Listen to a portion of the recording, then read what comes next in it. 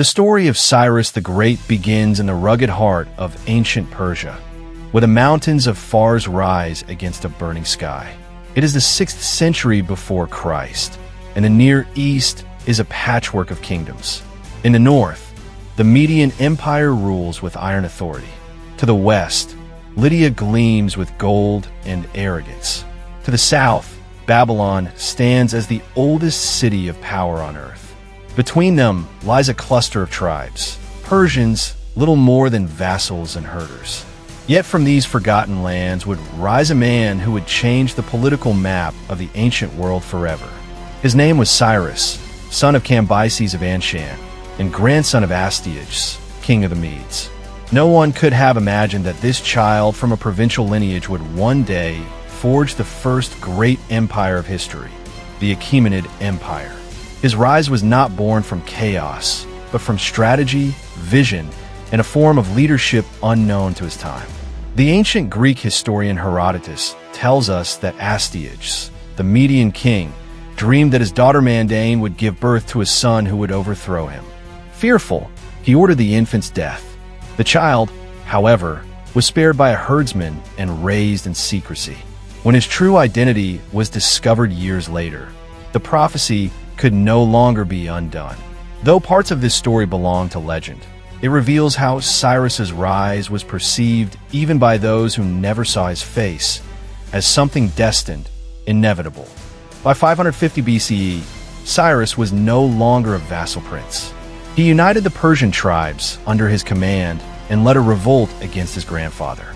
The war was swift and decisive. Many Median nobles defected to him, weary of Astyages' rule. At Ecbatana, the Median capital, Astyages' own general, Harpagus, opened the gates.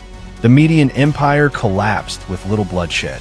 For the first time in history, Persia stood as master of its own destiny. The Achaemenid Empire was born. But conquest alone does not make a king great. Cyrus proved that power could be built on something stronger than fear. From the very start, he governed not as a tyrant, but as a statesman.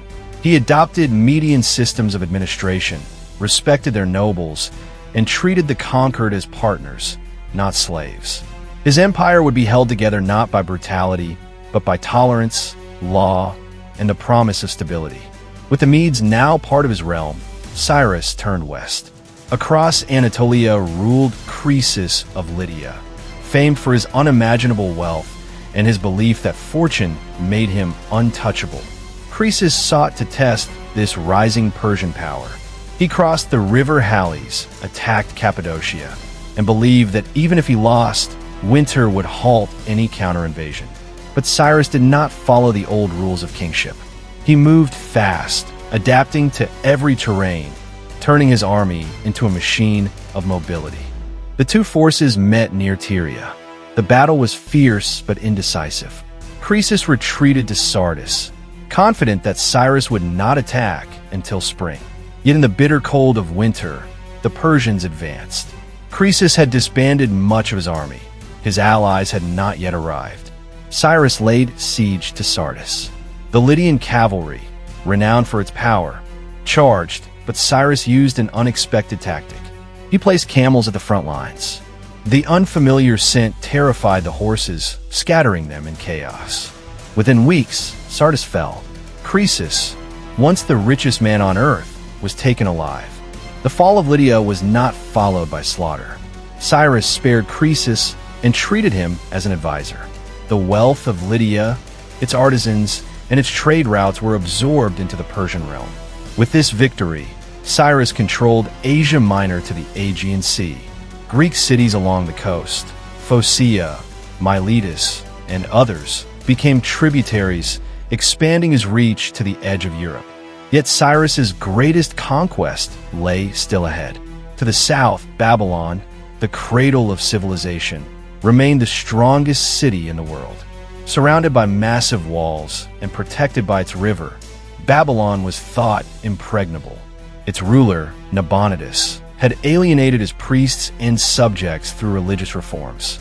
He elevated the moon god Sin over the traditional god Marduk, creating unrest among his own people. Cyrus saw opportunity where others saw danger. In 539 BCE, his armies advanced along the Tigris and Euphrates. The decisive engagement came at Opis, north of Babylon. The Babylonian army collapsed under Persian assault. The city's defense lines crumbled. Cyrus's general, Gobryas, then executed one of the most brilliant maneuvers in ancient warfare. By diverting the Euphrates River into canals, Persian troops entered Babylon through the dried riverbed at night. There was no siege, no destruction, no looting. The city fell silently, almost peacefully. When dawn broke, Babylon's citizens found themselves under new rule, but not under new oppression. Cyrus proclaimed himself not as a conqueror, but as a restorer of order. His words, preserved in the Cyrus cylinder, reveal a philosophy centuries ahead of its time. I returned to sacred cities, the images of the gods. I gathered all their inhabitants and returned them to their dwellings. For the people of Babylon, this meant the reopening of temples and the restoration of local traditions. For the exiled Jews, it meant the end of captivity. The Book of Ezra records Cyrus's decree allowing them to return to Jerusalem and rebuild their temple. To the Jewish people, he was no pagan invader, but a divinely chosen liberator. To the Babylonians, he was Marduk's chosen ruler. To the Persians, he was the father of their nation. Cyrus's rule extended from the Aegean Sea to the Indus Valley, from the Caucasus to the Persian Gulf. Never before had such vast lands been united under one government. Yet unlike the empires that came before or after, his was not defined by destruction. He established a system of satrapies, provinces governed by local leaders, supervised by Persian officials.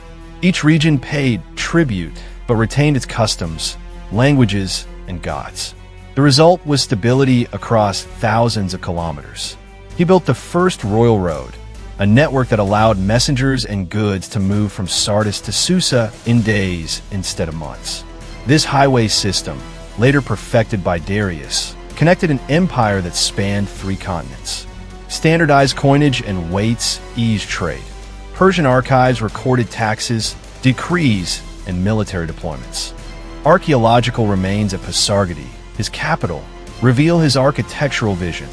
Gardens arranged in geometric harmony, water flowing through channels, open courtyards framed by columns. It was not just a royal residence. It was a symbol of balance between nature and authority, a model for later Persian capitals like Persepolis. Cyrus's leadership style was deeply pragmatic. He understood that legitimacy was earned through respect, not terror.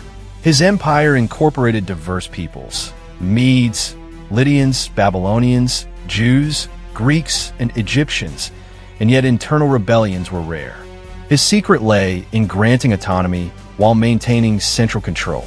In his world, power was decentralized, but loyalty was absolute. By 530 BCE, Cyrus was in his 70s, still leading his armies from the front.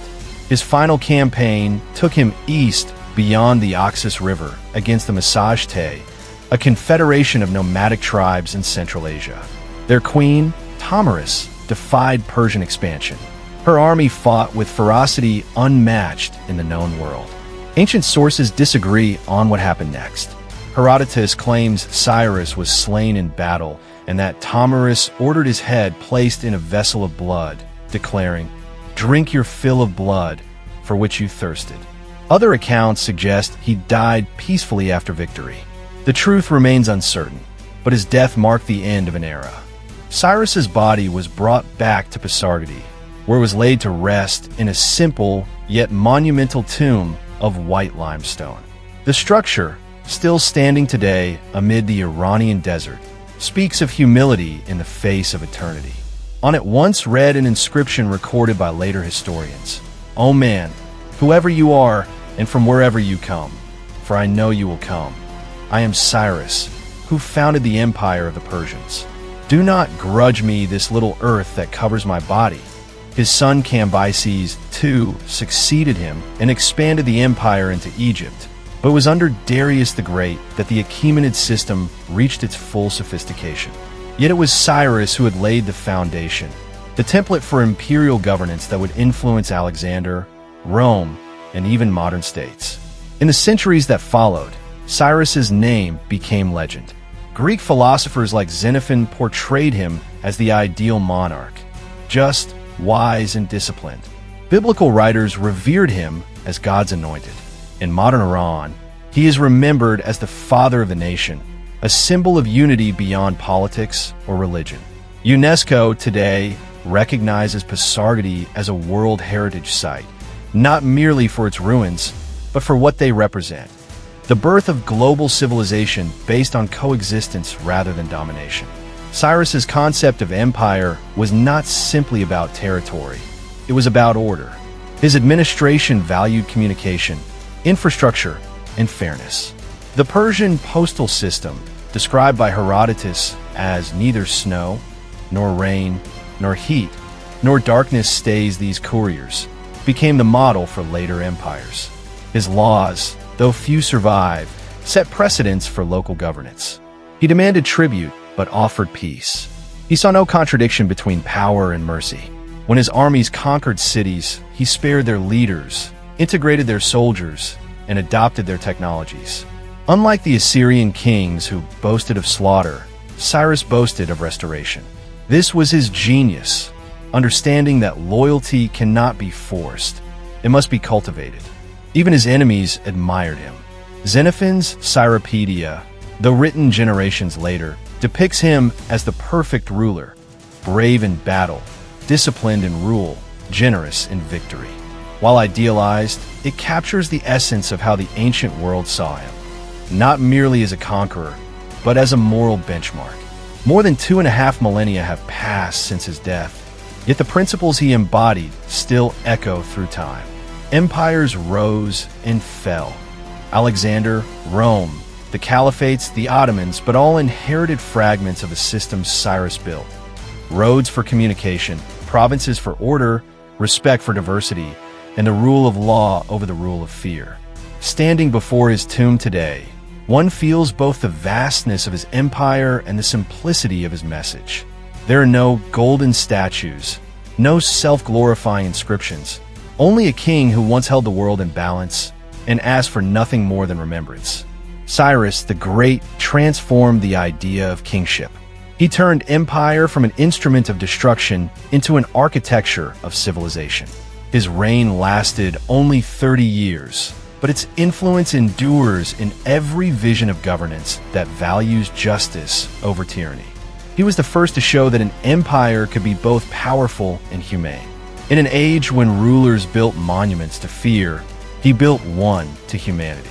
The Achaemenid Empire, stretching over 5.5 million square kilometers, became the first true superpower in history. And its cornerstone was a king who understood that greatness lies not in conquest alone, but in what one leaves behind. Today, as winds sweep across the plains of Pasargadae and the sun sets behind his ancient tomb, the silence carries his legacy. The empire he forged has long turned to dust, but his idea of justice, tolerance, and vision remains immortal. In every sense of the word, Cyrus was not just a ruler of his time. He was the architect of civilization itself.